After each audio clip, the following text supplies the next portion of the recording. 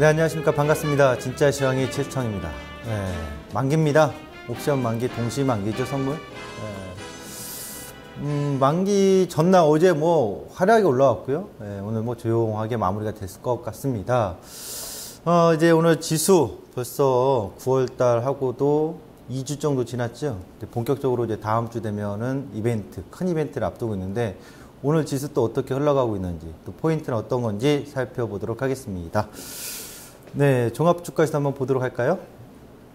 종합주가지수를 보면은 오늘 전일 대비해서 시초가는 개파락으로 시작했어요. 그렇죠? 전일 미국 증시가 좀 빠지다 보니까. 하지만 어느덧 다 회복을 해놓고 있습니다. 그래서 전일 종가 대비 0.17%, 1937포인트 정도의 흐름을 보여주네요. 오늘 이 방송 나오기 전에 보니까요, 메이저리그에서 활약하고 있는 국내 야구 선수 중에서 강정호 선수가 말로 홈런 쳤다고 하더라고요. 그렇게 말로 홈런 시원하게 친 것처럼 우리 증시도 말로 홈런 한번 쳐줬으면 하는 바람은 있네요. 자, 코스피 포인트 한번 보러 가겠습니다. 오늘 코스피 포인트 어떻게 제가 잡아왔는지 한번 보도록 하죠. 쉬어가는 구간 형성? 이렇게 좀 봤어요. 그러니까 쉬어가는 구간 형성이라는 얘기는 못 간다라는 뜻이 아니라 어제 제가 본격적인 어떤 시동, 그 역으로 말하면 하방 경직은 확인을 좀 해준 가능성이 높다. 그렇죠? 그리고 어제 워낙 가파르게 급등 나왔잖아요. 그 오후장 이 시간을 끝날 무렵에 이런 표현을 썼죠. 어제 오후장 왜 이렇게 개인 투자자분들 옵션에 뭐 80억 이상씩 덤빌까요? 이상하네요. 네. 덤빌 자리가 아닌 것 같은데. 역시나 다를까? 오늘 아침에 갭으로 펑 빼놓고 쉬어갈 자리 만들어 놓고서 계속 하루 종일 흔들다가 야금야금 올라오잖아요. 그러니까 뭐 어제 오후장에 슈팅 나왔던 거를 반납하고 다시 세팅해서 올라오는 흐름이기 때문에 오늘 시장을 하면서 아침에 엄청나게 빠지겠지 생각하신 분들은 잘못 생각하신 거고요. 네. 뭐 엄청나게 오르겠지 이것도 생각이 잘못된 거라고 봐요. 그냥 어제 종가 자리에 겨우 매우러 올라오는 정도? 그러니까 쉬어가는 국면의 하루로 보시면 되는데 특징은 글쎄 들었나요? 제가 이 시간 통해서 분류를 해놨죠. 주도 세터군은 어디다? 자동차다.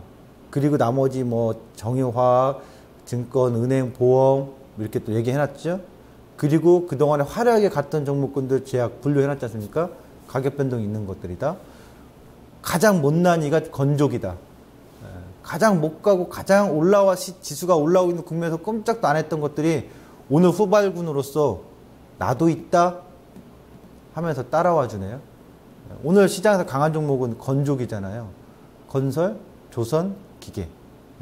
나도 있다. 지수 너희들이 가는데 나도 못 갈 이유가 없다. 사실 갈 만한 이유가 뚜렷하게 강력하진 않아요. 다시 말하면 실적의 근거에서 본다면 건설업체 중에서는 현대산업 정도예요. 그리고 다른 종목군들도 그렇게 없고 조선도 마찬가지죠.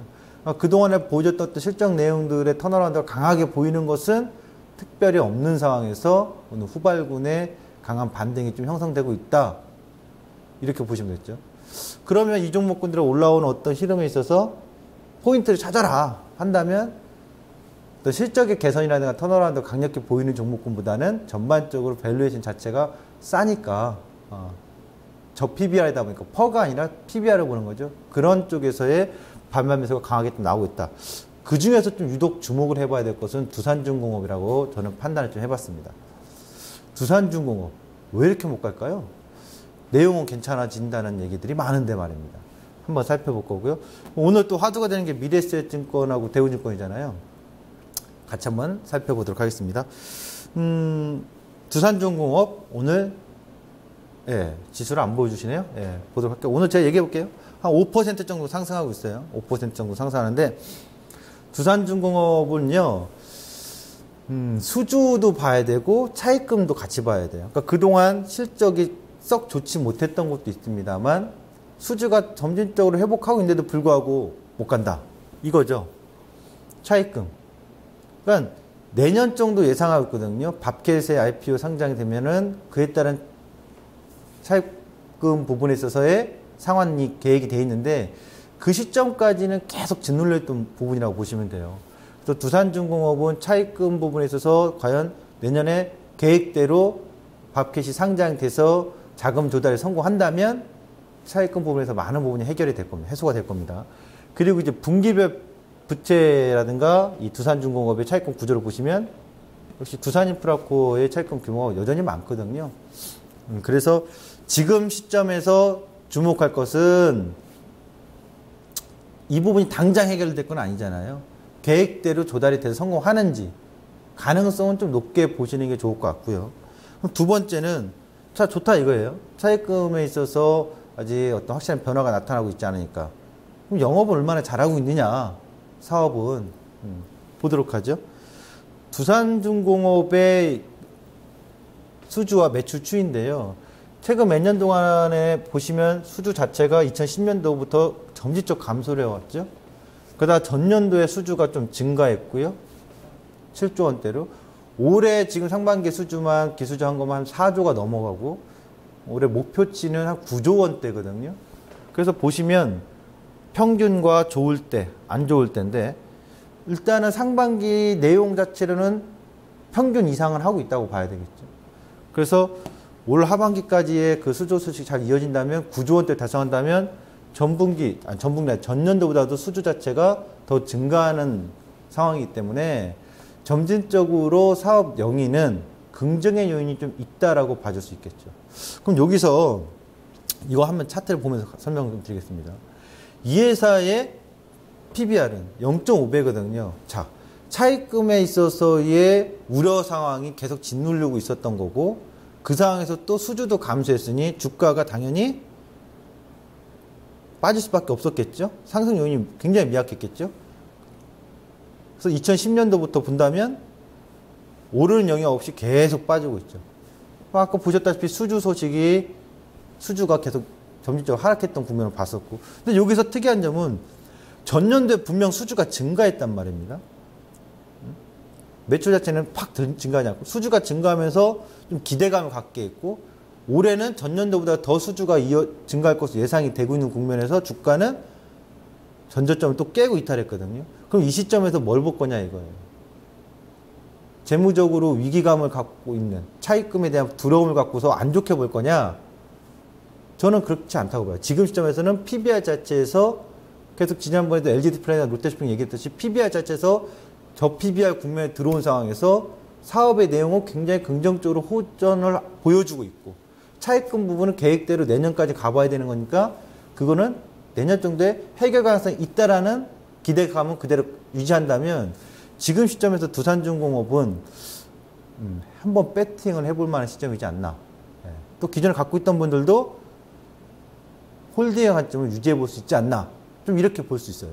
분석의 포인트에서 차입금과 수주 소식 같이 결합해서 보시면 될 것 같고요. 차입금 부분이 내년 해결만 된다면 좀 탈출하는 국면 상승 국면이 좀 빨라지지 않겠나? 이렇게 좀 보여집니다.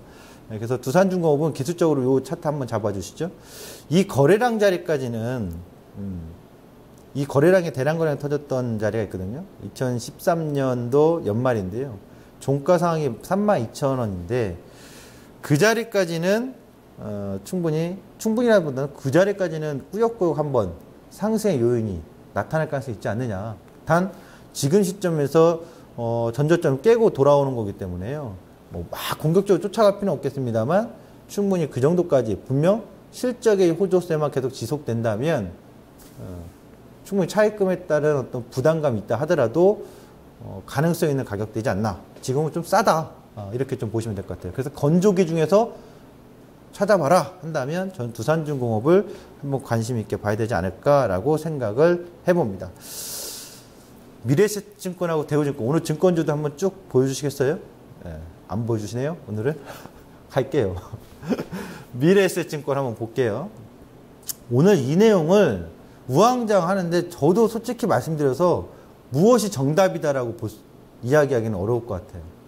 오늘 시장에 보여주는 거 보니까 대우증권은 올라가고 있고요.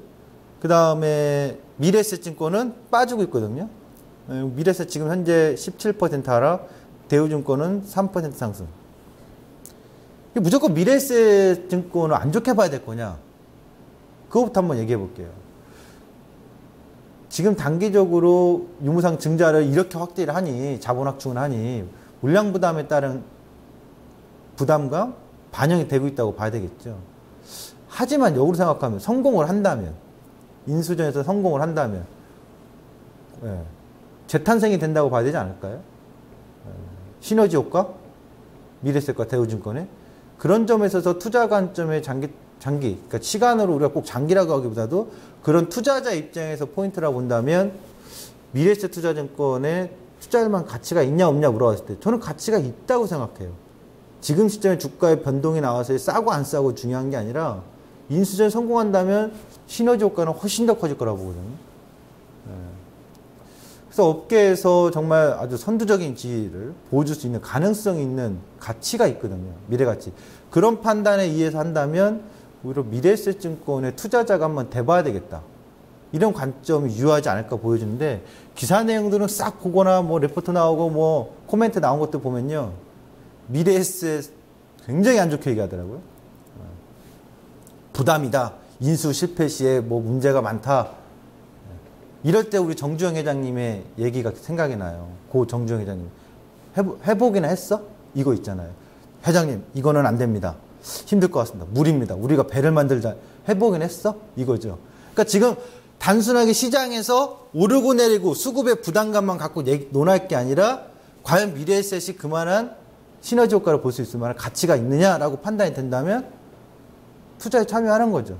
그런 식으로 한번 해석을 해보는 건 어떨까라고 봐요. 오늘 뭐 급등락의 변동이 나오기 때문에 기존의 주주분들 갖고 있었던 분들은 아 이거 빠지니까 당장에 수익이 안 나겠지, 이거 부담이지, 물량 부담이 큰데 어쩌지, 이런 고민에 빠져 있으신 분도 있으시겠지만 역으로 정말 투자의 가치 판단으로 본다면 성공을 한다면 결국 큰 시너지 효과에 대한 기대감은 향후에 커질 수 있지 않느냐. 전 그런 시각도 필요하다고 봐요. 네, 그렇게 좀 설명을 해보겠습니다. 어떤 게 정답인지는 모릅니다. 네, 그런 관점을 한번 우리가 생각해보자. 이런 식으로 제가 포인트를 설명을 드리는 겁니다. 코스닥 포인트. 코스닥 지수 보지 말자고 하니까 안 보여주시는 거예요. 볼 필요 없어요. 지수. 예. 코스닥 포인트. 하반기 강한 종목이요. 어제 보여드렸죠. 또 있어요. 예. 공부해보자고요. 윈스, 로보스타. 이 종목군들도 이 시간을 통해서 몇 번 다뤄졌다. 다뤄졌다 하니까 이렇게 만지작거리는 것 같은데 언급을 했었죠. 윈스 같은 경우는 라운시켜하고도 같이 묶어서도 얘기해드렸었고요. 이렇게 보도록 하겠습니다. 어떤 걸 봐야 되냐? 윈스 보도록 하죠. 윈스를 보니까요. 저는 팩트적인 사실에 대해서 추정을 하는 편인데 요걸 한번 볼까요? 실적을 딱. 실적을, 윈스를 실적을 보면요. 이 회사가 이제 진입방지 시스템이라든가 디도스 차단 시스템에서 업계 1위입니다. 앞으로 가면가스 보안 관련주들은 관심이 갈 수밖에 없다고 했는데 실적을 보니 실적이 그닥 전년도에 63억이거든요. 보이시죠? 영업이익이. 매출액은 거의 700억대라고 보면 되겠죠? 724억에서 688억이니까. 갑자기 2014년도에 영업이익이 확 줄었어요. 아, 이거 안 좋은가? 추세적으로 올해도 안 좋은가? 라고 보는 건데 상반기를 보면 25억이거든요. 그러면 실질적으로 실적이 서프라이즈하게 나온 건가요? 아니면 전년 대비했을 때 굉장히 호전됐구나. 상반기에 돈 많이 벌었네. 이렇게 봐주기는 어렵죠. 객관적으로 63억의 절반이면 30억 정도는 해야 되는데 못 미치니까 실적을 보면은 뭔가 미진하죠. 근데 주가를 볼까요? 확 떴거든요. 그럼 이런 경우에는 어제 그렇게 강한 종목들의 유형이 7월 달부터 시작해서 7월 저점과 8월 저점 쌍바닥 잡고 올라가 주는 거였잖아요. 그럼 유형은 같은 흐름의 강한 종목의 흐름을 보여주고 있다 이거예요. 근데 어떤 거 실적보다는 그럼 뭐냐라고 보신다면 바로 이거예요. 사물 인터넷에 따른 확산 기대, 특히 이제 IFA 베를린 가전 박람회에 화두가 됐던 거잖아요. 그러면서 또 보안 관련, 뭐 페이라든가 이런 것이 확산되면서 실질적으로 기대감에 대한 선반영이 먼저 빠르게 반영되고 있다. 그리고 또 하반기의 실적을 본다면 얘기가 나온 것들이 지금 상반기보다 좀 더 긍정적인 요인을 점수를 주고 있더라고요. 추정치들은. 그런 점에 있어서 윈스는 지금 하반기 시작해서 강한 흐름의 유형으로 나타나고 있다. 수급도 기관 외국인 동시 쌍끌이가 들어와 주니까 그런 점에서 이 종목을 어떤 포인트로 잡아볼 수 있다. 이렇게 보시면 될 것 같고요. 한 종목 더 보도록 하겠습니다. 로보스타입니다. 이 로보스타가 지난 언제였죠? 이게 이때였을 거예요. 두 번인가 나왔을 때인데 실적 얘기했을 거예요. 로보스타. 실적이 좋다 이거예요. 이걸 한번 사셔 보도록 하죠. 확실히 뚜렷하게 좋아진 실적이에요. 보시면 전년도에 영업이익 20억, 매출액 970억, 전전년도에 1034억, 영업이익 21억. 상반기에만 영업이익이 17억, 24억이니까 41억. 2013년도, 14년도 영업이익의 2배를 언제 달성한 거예요? 올 상반기에만 달성한 거 아닙니까? 매출액은 볼 것도 없는 거고. 그러니 당연히 이 차트를 보시면 실적 상향이 주목되는 게 반영을 해준 거잖아요. 연초에는 안 가고 있다가 화면이 안 보이네요. 안 가고 있다가 이때 확 올라가 주는 거죠. 왜요? 6월달 끝나고 나면 실적 좋은 게 확인되니 실적 이렇게 좋은데 안 갈 수가 없겠죠. 그리고 하반기에 더 기대가 되는 거. 찾아보시면 공시라든가 내용을 찾아보시면 산업용 로봇의 중국향 매출이 증대하고 있다는 소식이 나오거든요. 그러니까 이 종목 같은 경우도 보시면 차트를 한번 잡아주시겠어요? 볼게요. 저 상반기 게 잘려 있어가지고 보십시오. 아니 이렇게 실적이 좋았는데 5월달까지 봅시다. 서서히 올라오는 거예요. 뭔가 있다는 얘기죠. 실적의 근거. 그러다가 뚜껑 막상 열어보니까 2년 동안 맨날 20억씩 벌었던 회사가 상반기에 40억을 벌었으니 주가가 안 뜨겠어요? 반영을 해주는 거죠. 그리고 나서 또 하반기를 땡하고 출발해 보니까 하반기도 나쁘지 않다는 얘기죠. 추정을 해보자면. 아직 3분기 실적도 열리지 않았지만 하지만 3분기 실적도 분명 긍정 요인이 있다 보니 주가의 변동은 있었습니다만 코스닥 시장에서 같은 흔들림 때문에 결국 그 어려운 극복을 하고 어떤 변동성을 극복하고 거래량 터지면서 치고 나간다는 얘기는 결국 이 장대 거래량의 저점을 이탈하지 않는다면 기술적 분석에서 장대 거래량의 저점이 1,500원이니까 1,500원이 지지가 된다면 이탈된다면 뭔가 수사하니까 그 자리에서 리스크 처리가 돼야 되겠지만 저 자리가 지키고 있다면 지속적으로 신고가의 가능성은 있다라고 봐야 되겠죠. 저 자리가 깨지면 어떻게 되는 거예요? 3분기 뭔가 실적이 안 좋다라는 큰 변수가 생기는 거니까 그런 기술적인 분석의 맥점이라고 보시면 될 것 같습니다. 시장 이슈로 들어가도록 하겠습니다. FOMC를 앞두고 있습니다. 아이고 내일 금통이 아닌데 금통위를 앞두고가 핵심이 아니네요. 형님이 더 우선이죠. 동생이 먼저겠습니까? 네, 그렇죠. FOMC를 앞두고 있습니다. 그러니까 FOMC를 앞두고 주목할 것은 이렇게 좀 해석해 볼게요. 심리적 영향에 따른 비추세예요. 이건 이제 심리적으로 발표하기 전까지 오락내락 하겠죠. 근데 제가 본 FOMC를 다시 한번 정리해 주자면 금리 인상을 한다라고 한다면 어제 보셨겠지만 그동안의 과거의 사례에서 첫 금리 인상 시점에서 분명히 한 번씩 하락 국면이 나왔었어요. 첫 달에는 94년도와 2월 4일과 2004년도 6월 30일 날 그런 흐름이 나왔었잖아요. 그럼 이번에는 나와준다면 나올 수 있다라는 가정이 있겠죠. 그래서 흔들림이 있을 수 있어요. 하지만 그때도 마찬가지지만 첫 금리 인상 시점에서 변동이 나왔지만 결국 다 극복하고 올라왔다는 국면. 그래서 오히려 악재 해소가 될 수 있다. 불확실성 해소가 될 수 있다라고 보는 거고 또 반대로 금리 인상 했다 쳤을 때 안 빠지고 올라올 수도 있어요. 당장에. 왜요? 선반영이 돼 있기 때문에. 그럼 세 번째 금리 인상은 했을 때 두 가지 경우 왔죠. 하나는 빠질 수 있다. 첫 금리니까. 하지만 극복하고 올라올 것이다. 두 번째는 선반영이 되어 있기 때문에 금리 인상 발표가 된다면 오히려 불확실성 해소로 올라올 수 있다. 세 번째, 금리를 이번에 인상하지 않고 연내 12월 달로 밀어버린다면 시간이 벌어진 거죠. 그 얘기는 뭐가 될까요? 금리에 따른 인상에 따른 어떤 악재보다 시간이 뒤로 지연됐으니까 연내 한 번 한다고 했으니까 그럼 그 터울 안에 악재적인 어떤 금리 이벤트에서 해소가 되는 국면이잖아요. 그래서 저는 FOMC 이벤트가 오히려 찬물이 끼얹는 것보다는 해소 국면의 가능성이 높다라고 시각을 유지해 보는 겁니다. 한번 가보자고요. 결과가 나올 때까지 어떤 식으로 또 나올지 기다려보면 답이 나오겠죠. 전 그렇게 해석을 해봤습니다. 원달러 환율이요. 1185원 주목하자. 계속 얘기했죠. 저것이 중요한데요. 그 다음에 11일 날 내일 금통위 발표. 이날을 한다는 얘기 듣고 동경한다는 얘기인데요. 어쨌든 크게 우려할 만한 요인은 아니다. 악재로서 나타날 만한 요인은 별로 없다. 이렇게 좀 봅니다. 원달러 환율 추이 보도록 하겠습니다. 원달러 환율 추이를 보면요. 제가 이 주봉상 자꾸 보라고 했잖아요. 뿅 하고 넘겨주시면 되는데요. 원달러 환율 추이를 보니까 종가 이탈을 분명히 해야 된다고 했잖아요. 한 번 했고 다시 살아났고 또 올라갔어. 5주입평 종가 하이 시 외국인 현물이 유입된다. 기억해 봅시다. 그 시점에서 정말 들어와 주는지 그 시점까지만 기다려주세요.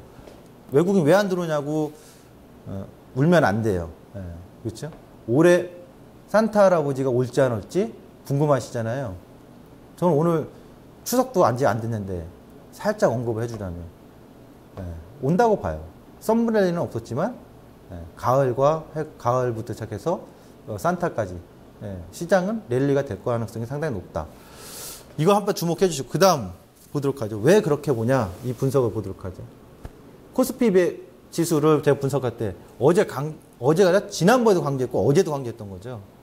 2013년도에 저점 잡기와 모양새가 유사하다. 2014년도에 그 그림을 자꾸 생각하셨으면 좋겠어요. 똑같이 된다는 얘기는 아닙니다. 보도록 하죠. 다음 장면. 다음 장면 보시면 이게 7월 만기였습니다. 언제요? 2013년도 7월 11일 날 만긴 날. 이때 콜옵션이 대박 터진 날입니다. 당시에 시초가에서 시초가가 정확히 203 기억이 잘 안 나네. 238점 얼마였죠? 네, 그런데 보시면 알아요. 기억이 나는 건 시초가하고 저점하고의 오차 범위가 0.04였어요. 그리고 그날 종가가 종가랑 고가랑 똑같았어요. 어제 어땠어요? 어제 우리나라 시초가와 저점이 0.04 오차예요. 종가는 고가였어요. 그러시면 대박 터진 날이죠. 다음날 실죠. 오늘 그래요. 이 그림과 유사하게 갈 수 있다라 똑같은 게 아니에요. 그러면 뭐냐? 하방 경직이 나왔다는 얘기예요. 가능성이 높다는 얘기죠. 올라가는 게 V자라고 할래? 이렇게 흔들다가 갈래? 그 차이점만 보시면 돼요. 그래서 어제 제가 본격 시동이라고 얘기한 거예요. 하나 더 보도록 하죠. 그럼 지금 시점은 어떠냐? 이거잖아요. 그래서 제가 지난번에 8월에 저점을 잡자, 8월 저점 잡자. 8월은 저점 이거 나왔을 때 뭐라고 했어요? 이날? 이거 하반기 저점일 가능성 상당히 높다. 그리고 올라올 자리 244, 246점이고 반드시 와야 된다. 그리고 오늘 주목할 것은요. 이제 바닥권 형성 과정이기 때문에 또 눌렀다가 올라가나 그냥 올라가나 올라갔다가 눌림을 받나 아니면 먼저 눌림을 받나 그건 내일장 열리면 알겠죠. 네, 그렇죠? 중요한 건 요거 하나만 포커스 보시면 돼요. 요거 확대 딱 해주시겠어요? 잘 안 보이는 것 같아요 화면에. 10월 중하순까지 고저 예상 범위는요. 하단은 제가 봤을 때 228? 꼭 와야 되는 그건 없고요. 228? 230 정도고요. 상단이 이제 240까지 갈 거냐 245까지 갈 거냐 이렇게 좀 예상을 해봐요. 10월 중하순까지. 그러면 지금 국면에서 흔드는 과정들은 바닥 다지기거나 바닥권 형성 과정이고 안 흔들면 뭐예요? 위로 축축축 쳐 올리겠죠. 네. 그런 관점에서 시장을 유의히 보시면 돼요. 그럼 마지막 팁으로 레버리지 계속 매수하셨던 분도 있을 거 아니에요. 계속 매수하라고 했잖아요. 관점이 매수다. 매도 관점 아니다. 어디까지 봐야 돼요? 기본적으로 244까지. 그 전까지 흔드는 관점들을 그냥 흔드는 거예요. 전 그렇게 시각을 유지하고 있습니다. 자, 오늘 포인트 마지막에서는 고저의 예상 범위를 참고하시면서 또 대응 전략을 잘 짜 나가셨으면 좋겠습니다. 지금까지 진짜 시황의 최수창이었습니다. 감사합니다.